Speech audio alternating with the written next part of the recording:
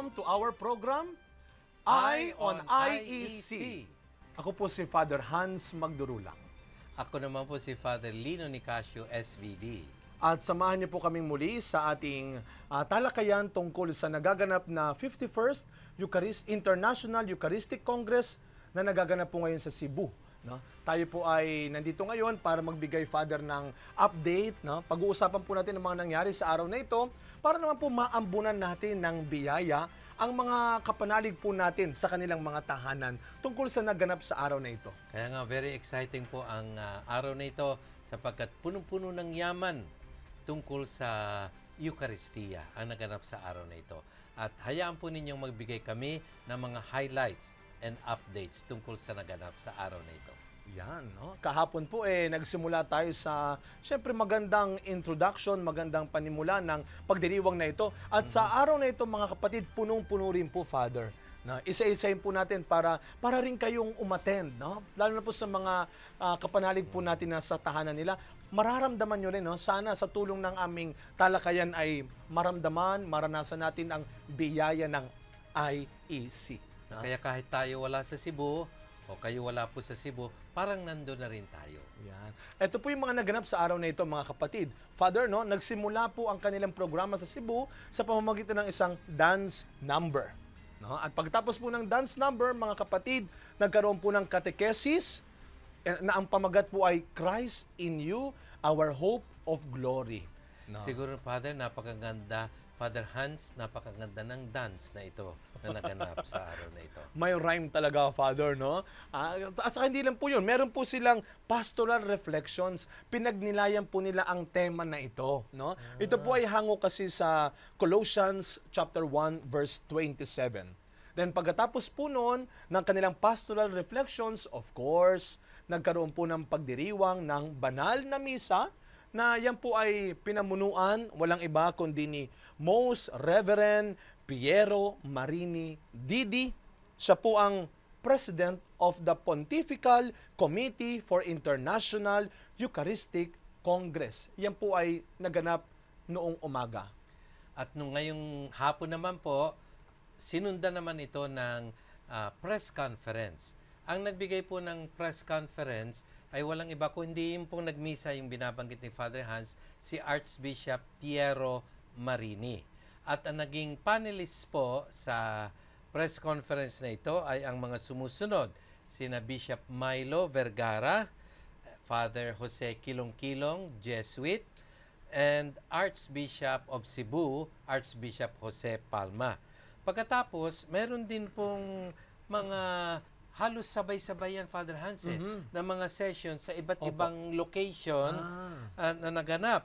At narito po, ibibigay po ni Father Hans, namin ni Father Hans, ang iba't ibang mga topics at kung sino po ang nagbahagi nito.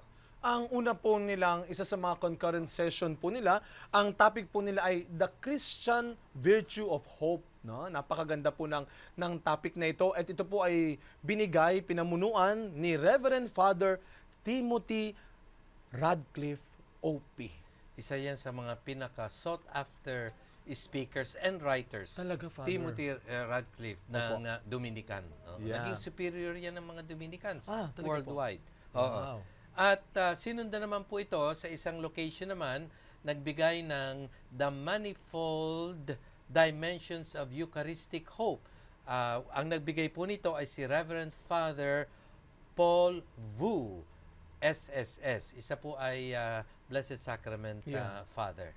At ang pangatlo po na topic na diniscuss po nila sa kanilang mga panayam din po kaninang hapon o sa araw na ito ay binigay po ni Reverend Father Francis Moloney SDB. At ang title po ng kanyang ang topic na kanyang pinagnilayan, diniscuss nila ay The Word of God, Jesus Christ, and the Eucharist. Christian Hope in the Secularizing Word. No? Napakaganda, Father. Kitang-kita naman po natin na punong-puno talaga ang araw na ito, Father. Ay, ang hirap siguro mamili, Father Hans. Palagay ko kung naroon ka, hindi, sasabihin mo sana marami ako para maka-attend ako kay Father Radcliffe, kay Moloney ng sabay-sabay. Talaga, no, Father, no? Oo. Pero meron po tayong isang nagkaroon din po tayo ng catechesis, Father. Kasi yung bawat araw po, isa sa mga inaabangan po yan, Father. Sa mga araw na ito, ng linggong ito ng International Eucharistic Congress, isa po sa mga inaabangan, mga kapanalig, Father, ay yung catechesis na ginagawa. Ano ba ibig sabihin ng catechesis para malaman naman ng mga nakikinig sa atin? Ito po, Father, yung pagpapalalim pa natin, pagtuturo, no, hinggil sa Eucharistia at sa iba't ibang aspeto ng Eucharistia. Siguro sa linggong ito, iba't ibang aspeto ng Eucharistia ang kanilang pag-uusapan at matututunan natin sa linggong ito. Sa araw na ito, Father, ito yung yung speaker nila, Father, no? Yung speaker po ng catechesis sa araw na ito, no? Pwede niyo ba ipakilala, Father? Siya po ay walang iba kundi isa pong obispo, si Most Reverend Miguel Cabrejos Vidarte. Isa pong Franciscano siya. Oh, Franciscan. Bigyan natin ng konting background, Father. Sige. Na si Bishop Miguel, no?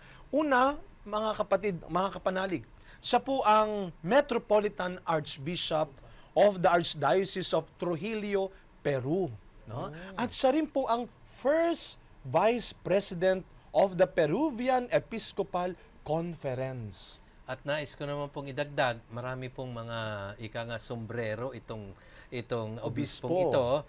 Bukod po doon sa nabanggit ni Father Hans, siya rin po ay miyembro ng Pontifical Commission for Latin America. Napakalawak niyan. At ito rin po, mahalaga, Chancellor and founder of the Catholic University of Trujillo in Peru.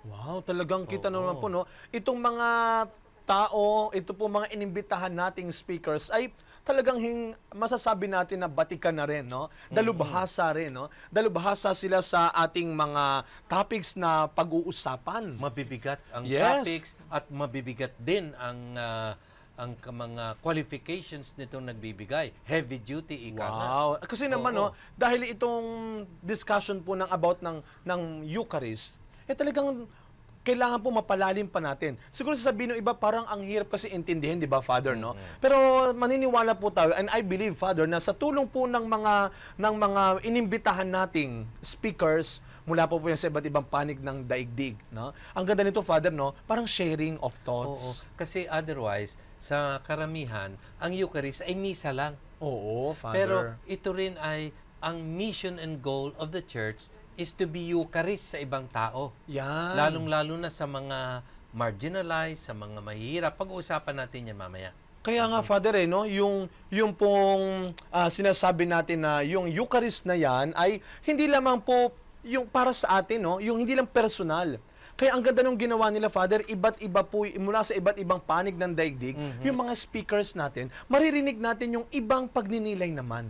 Lalo na po dun sa mga kapatid po natin, no? Mga kapanalig po natin na sabihin na po natin na hindi po ganong kalawak pa ang kaalaman hinggil sa katekismo ng Eucharistia. Yan nga ang kinakailangan natin, na lalong lumalim ang ating kaalaman tungkol sa banal na Eucharistia at ang kaugnayan nito sa ating buhay. Yes, Father no? Hans. Kaya po mga kapanalig, no, huwag po kayong aalis sapagkat po magbabalik po kami dito para po mapalalim pa natin ano bang naganap sa araw na ito. Huwag po kayong aalis, magbabalik po kami dito sa Eye on IEC.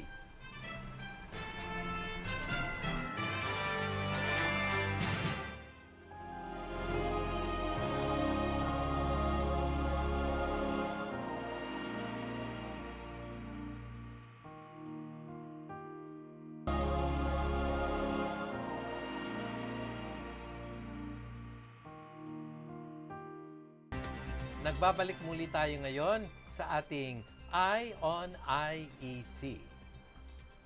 Ngayon, Father Hans, napakarami po tayong dapat pang idagdag at lalong-lalo na yung sa area na tinatawag nating catechesis. Ano ba masasabi mo dyan? Well, yeah, ito po yung binigay mga kapanalig, ito po yung binigay ni Bishop Vidarte, yung catechesis po natin sa araw na ito. At ang topic nga po niya na pinalalim sa araw na ito ay yung tema ng Eucharistic Congress natin ngayong taon na ito, yung Christ in You, Our Hope of Glory. Mula sa Colossians 1 verse 27. Talaga memorize. Siyempre, mo, Father, Hans, yan ang ano? tema natin. Dapat po, kabisado na po natin yung mga kapanalig, di ba? Oo No? nga. Kaya, Father, i-discuss po natin.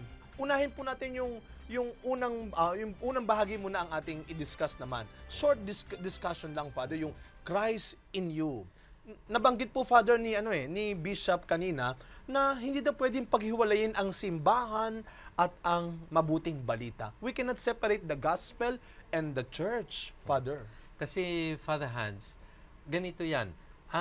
Nung bago umakyat si Jesus sa langit, yun ang kanyang tinatawag na Great Commission o pagbibigay ng assignment sa mga alagad. Humayo kayo at ipahayag ninyo ang mabuting balita sa lahat ng dako ng daigdig. Go and preach the gospel. Ngayon, ito pong commission na ito o yung assignment na ito, tagubiling ito, ay ibinigay sa simbahan. Iniwan ni Kristo ang good news sa simbahan. Ang simbahan naman preserves the good news and shares the good news. So, ang simbahan ang nagiging tagapahayag, tagapagbalita ng mabuting balita. Kaya tama yung sinasabi ng si Bishop Miguel Vidarte na we cannot separate the gospel from the church or separate the church from the gospel. Magkasama po yan.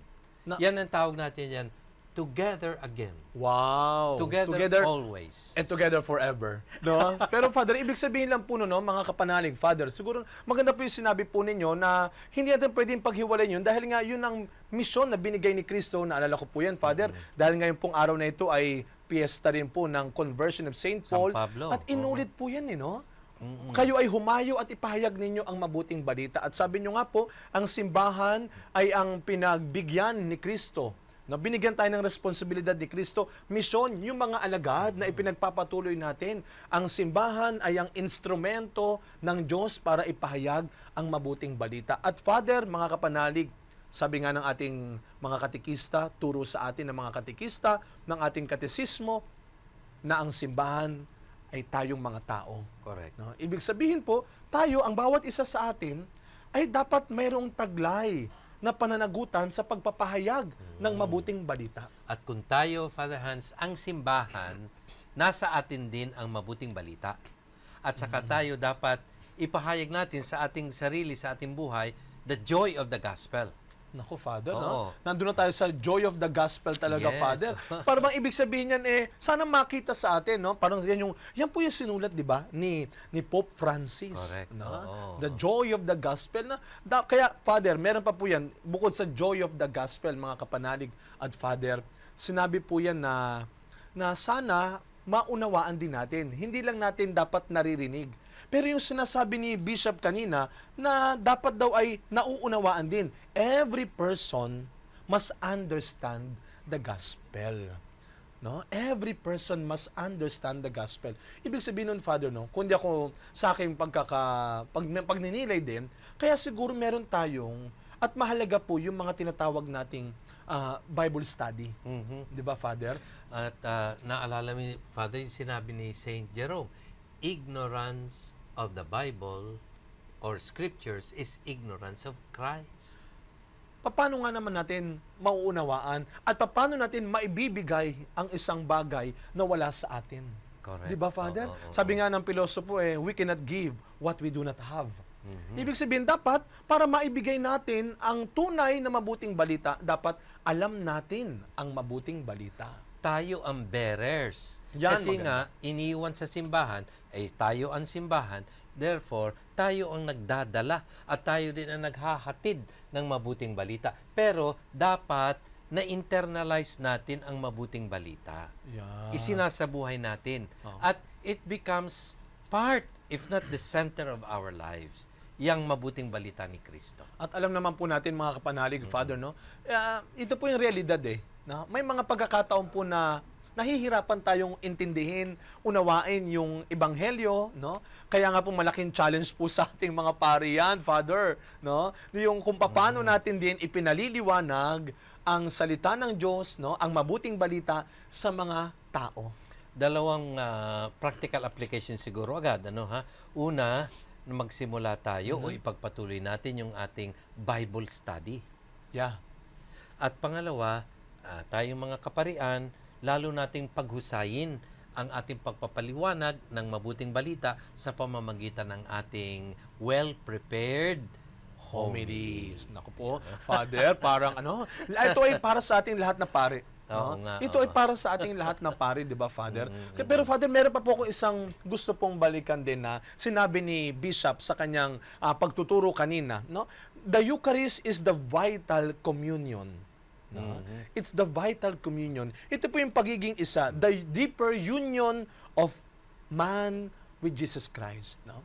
Na ibig sabihin, sa Eucharistia daw, no, tayo po ay mas nagiging malapit, no? Malapit at isa kay Kristo. Nagiging kaisa tayo.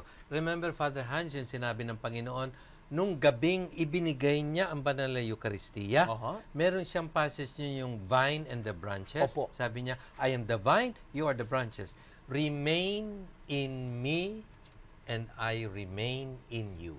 Sa pamamagitan niya, nagkakaroon ng pag-iisa. Tayo at si Kristo ay hindi na mapapaghiwalay. Sapagkat tayo naging bahagi na ni Kristo, si Kristo naman naging bahagi na rin ng ating buhay. Kaya napakaganda na mahalaga pong bahagi ng Eucharistia, no, ng pagdiriwang ng misa, ay ang salita ng Diyos. Kasi nga po, pag tayo ay nasa Eucharistia, yung pagsasama natin din, no, ni-unite din po. Pinagkakaisa rin ang mga mananampalataya ng banal na misa. At yung pagsasama-sama natin yon ay ang pagsasama-sama rin ng tao at ng Panginoon. Napakaganda yan, Father Hans. Kaya itong ating banal na misa, hindi tayo pumupunta doon para sa ating sarili, kundi upang makasama, makaniig, at maging isa si Kristo. Ang liwanag ng ating buhay, ang buhay ng ating buhay, ika nga. Talagang buhay na buhay si Father sa kanyang mga sharing at Father, talagang makikita mo, no?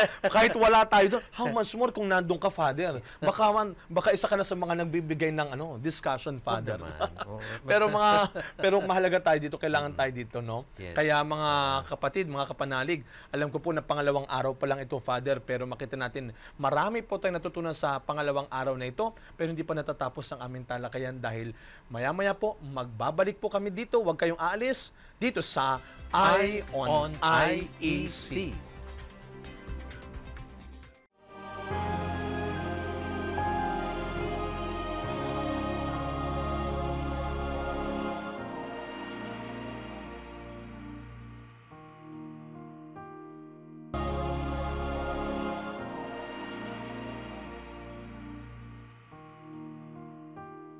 Muli po tayo nagbabalik sa ating programang Eye on IEC. Father Hans. Alam mo po, Father Lino, mga kapanalig, may gusto po akong balikan, Father, no?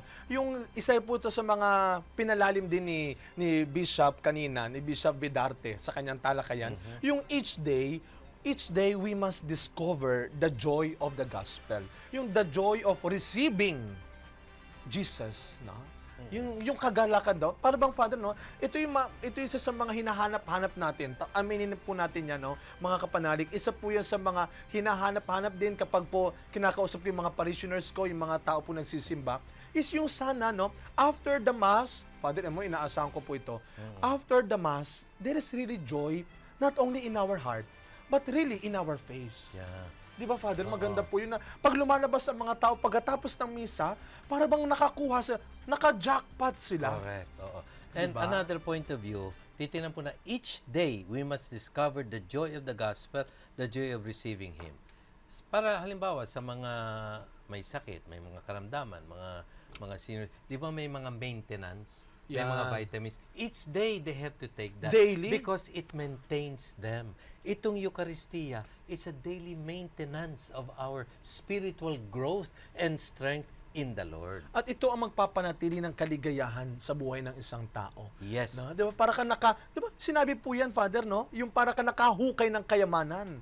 hindi lamang ito yung kaharian ng Diyos pero yung Eucharistia daw, no? Sa tuwing tinatanggap natin ang Eucharistia, mga kapatid, at naririnig natin ng mabuting balita, sana ito ay tunay na nagbibigay ng kagalakan sa buhay natin. Para sinasabi mo, jackpot na naman Yan. ako. Naka-jackpot na naman Naku, ako kasi Father. nasa akin si Kristo, nasa akin ang mabuting balita ng Panginoon. Yes. Kaya nga, at sabi mo nga, Father, no, daily. Pero Daily. dapat, pero may sinabi Oo. pa po siya, no? Last part po ito nung kanyang nung unang bahagi. Ito po sinabi ni Bishop Vidarte kanina. God is with us from the beginning until the end. God is with us from the beginning until the end. Kaya yun po yung kahalagahan. Sa tuwing tayo po ay nagdiriwang ng banal na misa, dito makikita po natin na ipinapaalala sa atin na sa buhay natin, Father, mga kapanalig, more than anything and anyone else, ang Diyos ang kailangan natin At sa misa, mga kapatid, dito po ipinapaalala sa atin, ibinabalik sa atin yung magandang paalala na iyon, na sana lagi nating hinahangad ang Diyos sa buhay natin. No? At saka, alam mo, Father Hans, bago siya umalis patungong langit, sabi niya, I am with you always until the end of time. Sa Diyos at tayo, walang iwanan. Yan. Hindi tayo iniiwan ng Diyos, kaya hindi rin natin iiwan ng Diyos. Kaya, magkasama tayo. Ha? Communion. Magkasama lagi. Naku, napakaganda po ng yung paliwanag tungkol sa catechesis na yan. Pero alam po ninyo, mga kapanalig, Father, kanina po, pinalalim nila yan sa pamamagitan din po ng mga karanasan ng iba't ibang tao rin po, no? Alam niyo po, napakaganda kasi syempre hindi natin pwedeng pag-usapan lang yan dito sa taas, no? Maganda, tinatanong din natin, ano ba ang sinasabi ng pagdiriwang ng Eucharistia? Saan ba natin makikita sa pang-araw-araw na buhay natin? Well, after the Mass, paglabas natin ng simbahan, ibig sabihin ba nun, tapos na ang kahulugan ng Eucharistia sa buhay natin? Kaya nga natin, sinasabi natin, go! Dalhin mo ang tinanggap mo sa pamilya mo, sa opisina mo, sa jeep, sa MRT, sa LRT o Yan. saan man, para yung sinimulan sa misa ay maipagpatuloy mo sa kung saan ka man naroroon. Bringing Christ everywhere you go. Yeah. At alam niyo po, kanina habang nagpe-prepare po kami, naghahanda kami ni Father, meron siyang i-share. Pero ito po ay nag-share kanina, actually. Tapos parang mayroon palang background na kaalaman din si Father tungkol sa nagbahaging ito. Isa po siyang obispo, Father, mula sa Hong Kong, Father. Yung Emeritus Bishop of Hong Kong, si Cardinal Zen, SDB. Siya po ay talagang highly regarded siya. At ganun din ang paghanga sa kanya ay sapagkat pinapahalagan niya ang religious rights, human rights ng tao. At ganun din lalo na sa mainland China, na ang mga mamamayan doon ay may karapatan din na sumamba. May karapatan ding mag-express ng kanilang pakikiisa sa Poong May Kapal. Nakita po ninyo kanina nung nagbahagi po itong si Cardinal Zen, no? Yung kanyang karanasan, no? Sabi mga ni Father, no, maraming mga pagsubok, no, sa gitna ng mga persecutions, ng mga pagsubok, no, sa kanyang pananampalataya, kumapit, no? Nanatiling nakakapit si Cardinal, no, doon sa pag-asa, no? Because Jesus is really his hope of glory. Our hope of glory. Our hope of glory. At yan po ay pinatunayan, no? Naku, tamang-tama po ito sa ating mga Pilipino. Alam naman po natin yan, mga kapanalig, na tayo mga Pilipino dumaan na sa maraming pagsubok. Alam niyo po, napaka-moving yung mga pictures po, especially after nung Yolanda, Father, di ba? Nakita niyo po, o kaya sa gitna ng baha, nagmimisa. Nung December lang po, no, dito sa Pilipinas yan nangyari, Father, na kahit po December, baha, tuloy ang simbang gabi. Doon sa Mindoro, kung saan I'm from, nagiba ang simbahan, pero yung pari patuloy na nagmimisa sa harap ng simbahan, binaha sila. Nakita mo naman yung Father. Kaya yan ay mga, at least tayo, hindi lang pala tayo. Kita mo naman si Cardinal po from Hong Kong, and yet, meron siyang ibinahagi sa atin. Pero maganda na tayo rin mga Pilipino, tingnan natin, no? Ano po bang ginagawa? Ano ba ang biyaya talaga ng Eucharistia? Pagkatapos paglabas natin ng simbahan. Na sana patuloy nating taglayin, dala-dala yung pag-asa na ibinibigay ng Eucharistia, Kaya Father. tatandaan natin itong sinasabing ito, Christ in you. Wherever you go, Christ in you. Dala mo yan. Yun ang naging identity ngayon ng Kristiyano. Christ in me. Father, papalalimin pa natin, nagkaroon sila ng press conference kanina. Alam niyo po itong press conference nito, napakahalaga mga kapanalig sapagkat binanggit din po dito kung ano pa po yung mga relevance, no? Ano pa po ba yung kaugnayan ng mga tinalakay nila, lalo na po sa ating mga Pilipino, Father, no? Ano ba ang sinabi kanina sa press conference? Ano ba ang kaugnayan ng IEC? Isa sa mga tinanong nila, ano daw ang kaugnayan ng IEC sa nalalapit na halalan dito sa ating bansa? Ayon sa naganap kanina, yung binabanggit mong press conference, ang isang question ay may kaugnayan nga sa darating na halalan. Opo. Oo. Ngayon, ang sagot o sharing ni Bishop Milo Vergara na ang IEC daw ay makakatulong sa atin na tingnan ang ating sarili, tingnan ang ating konsyensya, who we really are, sino tayo talaga, at nang matuto tayong hanapin kung ano ang dapat na sagot sa basic issue, halimbawa, ng pamilya, lipunan, at iba pa. Ito ang mag-guide sa atin sa pagpili ng ating ihahalal. Yan, no? Kaya, Oo. at hindi lang po yan, no? Napakarami pong diniscuss. Pangalawa po na diniscuss nila, Father, at itatanong ko rin sa iyo, maganda magpaliwanag si Father. Ako na lang ang taga-tanong, Father, di ba? Alam po niyo po yung pangalawang diniscuss sa press conference, Father, ito, mahalaga lalo sa mga kabataan. Paano daw ba maiiwasan? No? Paano hindi magiging boring ang pagdiriwang ng banal na misa? Alam mo, Father Hans, sa totoo lang, at ito naman hindi dapat gawin o gayahin.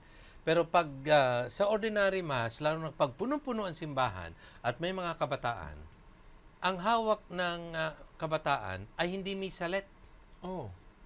Ang hawak ng kabataan ay cellphone. At pasimple. Yan, Father. Bakit? They are bored. They are bored. Sign ito. So, siguro, ito ay panawagan sa atin at ito nga ang isang layunin ng IEC. Paano mapapagyaman ang pagdiriwang ng banal na misa upang maging kaaya-aya, hindi lamang sa mga edad, kundi na rin sa mga kabataan. Yan. Father, may binigay pong 4 na points Sige si Archbishop Marini, no? Isa-isa lang, no? Number 1, participation is important. Ang pakikiisa. Pangalawa daw po, the important work in the liturgy is adoption, no, Father? Adaptation, adaptation. At pangatlo daw po ay yung, there are various adaptations in the liturgy na dapat natin pong matutunan din. At pangatlo, there's a need to return the enthusiasm in these various adaptations. Naalala ko yan na, Father Hans, sa Africa halimbawa, ang hahaba ng misa nila. Pero walang umaalis, walang umuuwi. Punong-puno ng saya, sayawan, kantahan. 3 to 4 hours ang kanilang Sunday liturgy at tuwan-tuwa sila. Di ba, Father? No? Ina-adapt kasi sa sitwasyon, sa kultura. Inaayon din. Inaayon. Din. Nang hindi naman po nawawala yung solemnity, Tama dignity, ka. and real Nandun meaning. pa rin. Yun namang, yung sinasabi po ni Cardinal siguro kanina. Diyan lumalabas yung expression of the joy of the gospel sa pagdiriwang ng banal na misa. Naku, lalong-lalo na po sa mga kabataan. Pero Father, hindi lang siguro sa mga kabataan. Siguro po, tingnan din natin, ano pa ba yung naging magandang mensahe, no? Ano po ba yung magandang mensahe, Father, ng International Eucharistic Congress, hindi lang sa mga kabataan? Father, paano naman sa mga mahihirap? Ano kaya naging mensahe? Ano po ang tulong, no? Ano po ang maibibigay ng IEC sa mga kapatid nating mas nangangailangan, mas mahihirap? Okay. Usually, Father Hans, ang sitwasyon ng mahihirap, ang mga duka, nahihiya silang pumunta sa simbahan. Kasi nakikita nila, yung mga kasalamuhan nila doon, mas maayos ang bihis kaysa kanila. Ang sitwasyon, mas mataas sa lipunan. Siguro, maaaring pag-isipan din natin, dalhin ang simbahan sa kanila. Yan po yung siguro, kaya meron tayong tinatawag na BEC. Correct. Yung BEC po. Dito po yung sa atin po. Reaching out. Yes, reaching out sa Pilipinas na inaabot po natin, no? Inaabot po natin yung pong mga kapatid nating mas mahirap. Saka siguro, Father, dadagdagan ko lang po, ito pong Congress na ito ay makakatulong po sa mga kapatid nating mahihirap, hindi po dahil sa sila ay mga espesyal na miyembro lamang ng simbahan, kundi lalo't higit, tandaan po natin na sa Eucharistia, tinuturuan po tayo ng tinatawag nating pagbabahagi. No? Pagbabahagi na siguro po pinapalakas yung loob, sabi nyo nga po, yung mga kapatid natin kumisa na mas mahirap, nahihiyang lumapit sa simbahan. Pero sa pamamagitan ng Congress na ito, sana mga kapanalig, makita po nating lahat na tayo ay biniyayaan at binibigyan. No? This is the gift of every Eucharist. Lahat po tayo ay umuuwing may taglay na biyaya.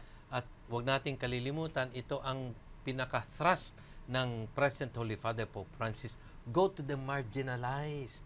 Ang bili niya sa kaparian, dapat mag-amoy kayong tupa. Ibig sabihin, sa kahahalubilo ninyo sa mga marginalized, sa mga dukha, mga mahihirap, sa mga kawawa, na-identify si Kristo, nakaka-identify sila kay Kristo sapagkat si Kristo sa pamamagitan ng pari, sa pamamagitan ng simbahan, ang pumupunta sa kanila. Sa kabalikan natin yung sinabi mo, Father, remain in me. Ibig sabihin, no, without Christ, we are nothing. No. But with Christ, that's right. we have everything. Yan ang ibig sabihin niya. Napakayaman talaga ng Eucharistia, mga kapatid. At syempre, dagdagan ko lang po, Father, yung sinasabi po na biyaya, yaman ng Eucharistia, no? Para sa mga mahihirap, no? Lahat naman po tayo, pinagnilayan ko lang po, Father, no? Nasabi mo nga, mag-aamoy tupa. Yan yung sinabi nung dumalaw si Pope Francis sa atin last year, no? Isang taon nang nakakaraan po. Na pinagnilayan ko nung pinapalalim, dapat hindi lang natin yakapin ang mahihirap, yakapin natin ang buhay ng mahirap. Simplify our lives in such a way na hindi mahihiya ang mga mahihirap na lumapit at makiisa sa buong pamayanan. Saka 'di ba tayo naman po, lahat naman po tayo, we share in poverty, no? In our own way. Meron po tayong buhay. Kaya sabi, naalala ko po nung Year of the Poor, sabi po ni Archbishop Soc Villegas, who are the poor? We are the poor. Because we all depend on God alone. Correct ka dyan. Di ba? Kaya yun yung yaman. Kaya pag tayo po ay nagdiriwang ng banal na misa, naku, talagang yumayaman tayo. Tayo ay lubos na pinayayaman ng Diyos sa pamamagitan ng kanyang mabuting balita at sa pamamagitan ng katawan at dugo ni Kristo. At tatandaan natin, itong yamang ito ng Eucharistia, banal na misa, ay hindi para sa iilan lamang. Ito ay para sa lahat. Sharing. Sharing. Yan po ang isa sa mga biyaya ng misa. Ang pagbabahagi, mga kapanalig. No? Napakaganda, Fad. Napakabilis naman. Napakabilis ng oras po, mga kapanalig. Ang dami-dami natin sinabi, Father. Ay, meron pang bukas, meron pang makalawa. Kaya sana, itong mga sineshare ng mga outstanding personalities na riyan, hindi lamang ma-record, kundi ma-recall at mapag-usapan, mapalalim, at nang sa ganon, lalong mapagyaman ang ating kaalaman sa Eucharistia. Kaya mga kapanalig, napakabilis po ng oras. No? Kami po kanina pa nagbabahagi sa inyo, pangalawang araw pa lang po, mga kapanalig. No? Kaya Father, siguro po magandang tayo magpasalamat sa mga kapanalig natin na sumubaybay po sa atin sa araw na ito. Father, imbitahan niyo po sila ulit, Father. Huwag po kayo makakalimot, patuloy po tayo sa pag-cover ng IEC. At ako po si Father Lino, Nicasio SVD. Muli nag-aanyaya sa inyo, makita-kita tayo ulit bukas. Mga kapanalig, no? Araw-araw, no? Tuwing alas 6 ng gabi, kami po ay makakasama ninyo live dito sa TV Maria Studio. Kaya po, mga kapanalig, maraming salamat po sa inyong pagsubaybay sa amin sa pangalawang araw ng IEC. Kaya po, kami po ay magbabalik bukas dito sa programa namin na Eye on IEC.